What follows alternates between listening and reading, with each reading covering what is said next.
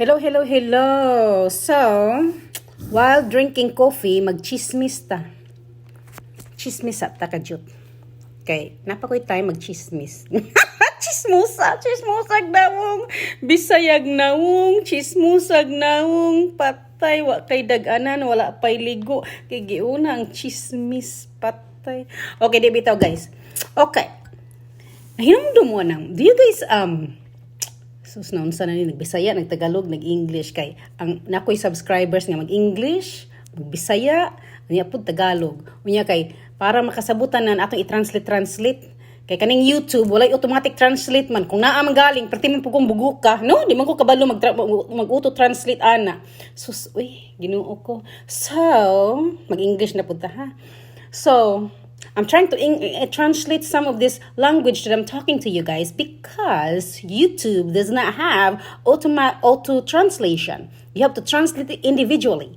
Or if there is, I am so dumb that I do not know how to do it. So I'm just gonna translate here myself. All right. Sakto ba yan? Tama ba yung translation ko? Okay, start na tayo sa video natin. Mag-English na lang ta para lahat makasabot because Filipinos, even they speak Cebuano, ano yan? Arabic, Bisaya, Tagalog. There's only one language that they can speak. And what is that? That is English. Do you know why? Because English is a second language in the Philippines. So, I have, my clients in the Philippines, here in the U.S., when we talk, and then I tell them, you know what, Filipinos, they all speak English. And I'm like, oh, really? How's that? Well, because if that Filipino speak English, that means that Filipino is educated. It's like, oh. I was like, yes. You know why? Because we are taught English in school. Okay? So, if you know how to speak English, that means you've been to school. So you are educated, right? You've been to school. Now in the US, even they graduate, even their cum laude, magna cum laude, whatever laude they've been through in school, they still don't know how to speak other language. You know why? I mean, they probably do French or something like that, right? Maybe. But they do not know how to speak Tagalog. You know why? Because they're not taught Tagalog in school, right? But in Philippines, you are taught how to speak English in the Philippines. From the moment you step in the kindergarten, nursery, and stuff like that, you are taught how to speak English by your teacher. And then I remember that when I was teaching in the Philippines, I was teaching, as soon as I graduated, I used to go to Pilgrim Christian College, guys. Hi, teachers there in Pilgrim Christian College. If you have watched this video, you can confirm or verify this video that I am a product of Pilgrim Christian College in Cagayan City. Okay, I love that school. That school is fun. Anyway, as soon as I graduated there as a teacher, I have founded my own school, okay, and it's a Christian school I founded. So I taught probably 13, 15 kids, the back of the church, okay. So what happened was, and these kids, I only have one class in the morning. I was going to open the afternoon as well, but I moved here in the U.S., so I was not able to do so. But anyway, I had class, and I had a mix of ages. Okay, so I had 3 years old, 4 years old, 5 years old to 6 years old. I mixed them up. 4 years old. Yeah, I mixed them up. Do you know why? But my teaching is the same. But when they have exam or test and everything, I give them their test according to their ability. Okay? So I pay attention each kid. Now, the reason why I mixed them up, it's because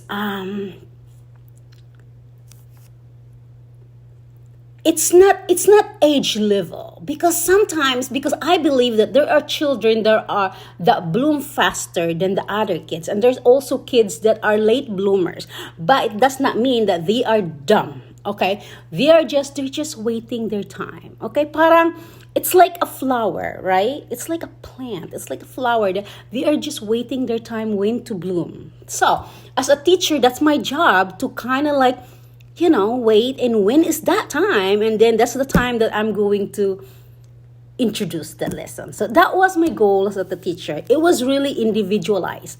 It's not by age, it's not that. So I mixed the ages, and it was successful. These kids are, they're smart. They're smart. So my 3 years old can read paragraph. The same with my 6 years old. They have the same.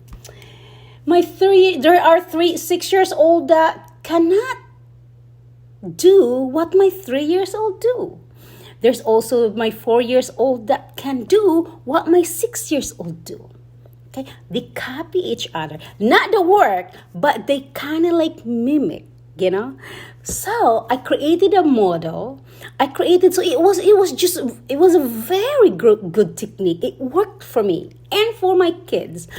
So it was amazing. So my 3 years old, oh my God, I can still remember her name right now. It was Stephanie. Oh my gosh, that 3-year-old girl was smart.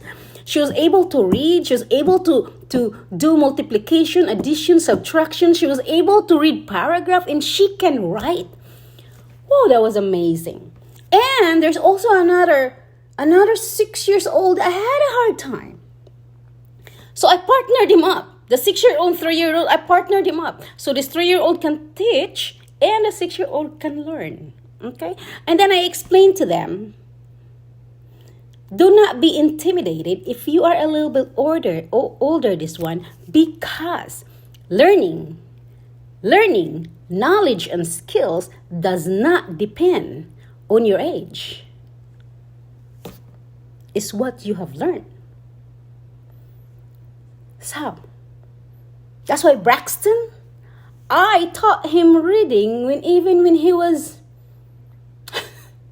3 months old. Yes, we started in picture books, sounds. I introduced phonics to my child when he was 3 years old. By the time before he was 1 year old, he was able to read. By the time he was 1 year old, something like 1 year old and 2 months, he was able to create a word, 2 letters word. And that was amazing. And that was a precious gift. Oh, all right, guys, I'm just sharing my experience as a teacher. I used to teach before. If you guys do not know, na itong Bisayag naong, I was a teacher before. Anyway, guys, thank you for watching. If you have not subscribed this channel, suportahan naman itong Bisayag naong na to, okay? Share my video because I think teachers can relate to this video. Thanks. Bye.